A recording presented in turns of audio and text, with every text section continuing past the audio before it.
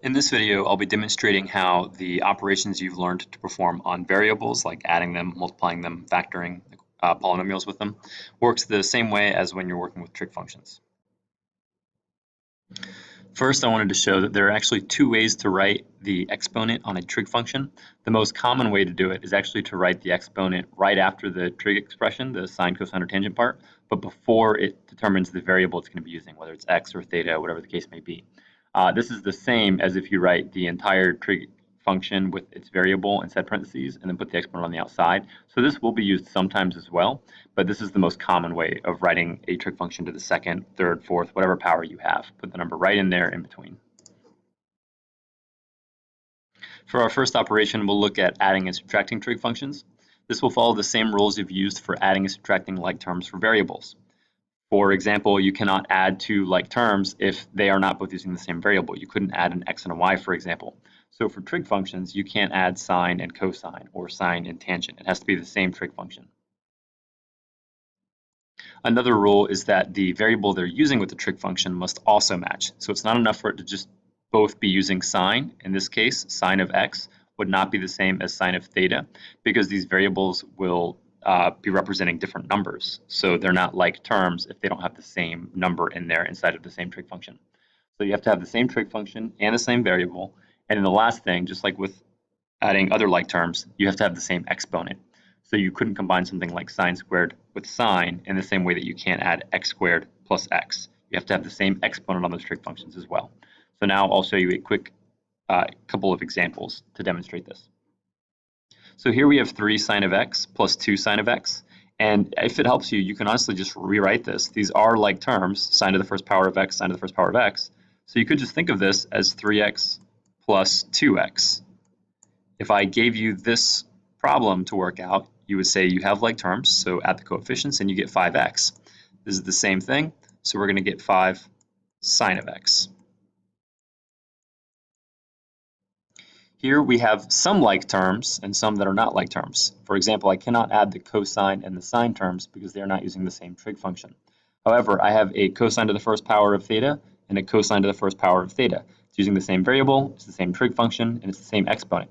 So these two outside terms can be combined. So I would add those two only. 2 cosine plus 1 cosine is 3 cosine. And then anything that is not a like term just has to stay separate. It doesn't get combined, so I leave it as its own term of sine of theta. And then one last example, all of these are using tangent. However, this one and this one are both raised to the second power, so these are the only ones I can actually combine. You have to have the same exponent. So 4 tangent squared minus 1 tangent squared is 3 tangent squared.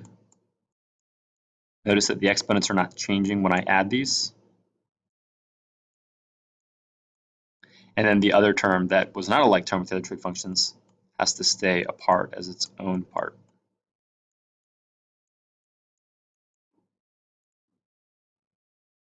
Now we'll look at the rules for multiplying and dividing trig functions. Again, this follows the same rules as multiplying or dividing variables.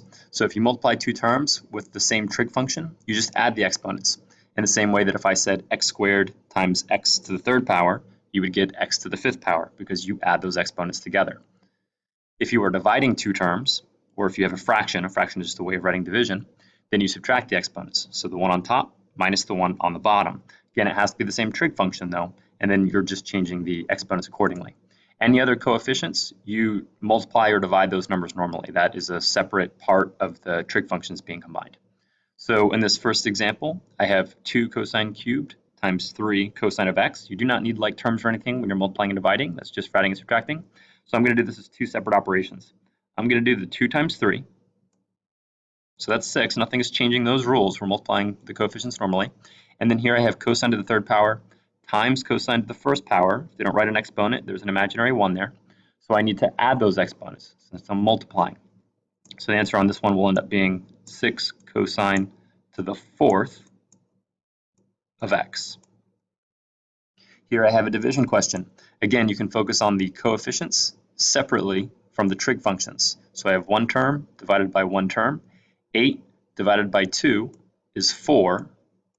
And then here I'm dividing the trig functions. So when you divide two terms, subtract the exponents. I have the third power minus the first power, so I end up with the second power. If you get a negative exponent, or if you have a bigger exponent on the bottom, basically that's what causes that. That just means you will still have a fraction and your leftover power will be in the bottom instead of on the top. So if it had been the other way around, if I'd had the first power on top and the third power on the bottom, it would have been 4 over sine squared. And the last skill I want to go over is how to perform factoring operations with trig functions. And the rules, again, are the exact same as what you would do if they normally have x's or y's, whatever variable they chose. Again, it can be helpful. A lot of students have found this helpful to replace the trig functions with a variable. Now, keep in mind that if you have different trig functions, you need to use different variables for each of them. So you can't just replace all the sines, cosines, and tangents with x, for example. Each trig function would have to have its own variable to keep your factoring rules in place. For example, on this first one I have written here, we have cosine to the second power and cosine to the first power. We're using the same trig function twice. So if it helps you, you could rewrite this as 4x squared plus 3x. And then I hope you would be able to factor that normally. And at the end, you would just have to go back in and replace all the x's with cosines. But the same rules apply here. So what I want to recognize is that my variable, cosine of x, is in both terms. So this is a GCF. That means I can take out the common factor of cosine of x, and that would leave me with 4 times cosine of x to the first power,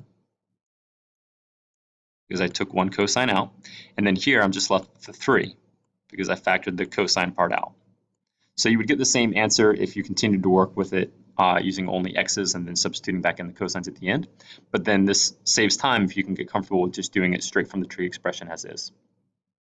For the next example, here I have a difference of squares factoring. So if I wanted to substitute, I would need to use a different variable for the sines and the cosines.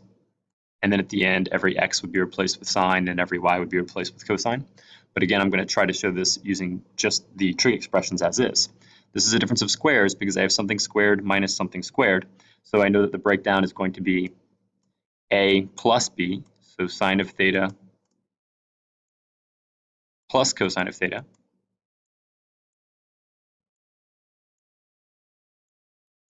times a minus b, so sine of theta minus cosine of theta.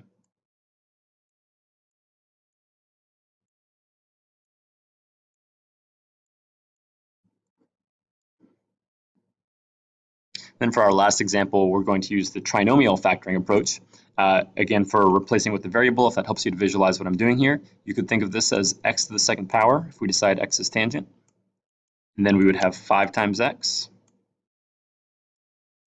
plus 6. So this turns it into a more familiar trinomial that hopefully you are comfortable factoring. But I'm going to do it straight from this form, the tangent squared plus 5 tangent plus 6. So we know that when we're performing our factoring steps that we end up with 2 binomials. And the first terms in each binomial also multiply together to give me tangent squared. So in this case, it would have to be tangent and tangent. And don't forget to include the variable as well. It's tangent of x in this case. For the last number in each binomial, we need 2 numbers that multiply together to equal 6, but add up to equal 5. So in this case, my numbers would be 3 and 2. So 3 times 2 is 6. 3 plus 2 is 5. If you distributed this back out or FOILed it back out, you would see why this is the correct factoring of tangent squared plus 5 tangent of x plus 6. So that's it for going over how our operations and our factoring techniques still work for the trig expressions the exact same way as they do when we're just dealing with variables. This will come in handy over the rest of the lessons that we'll be covering for pre-calc.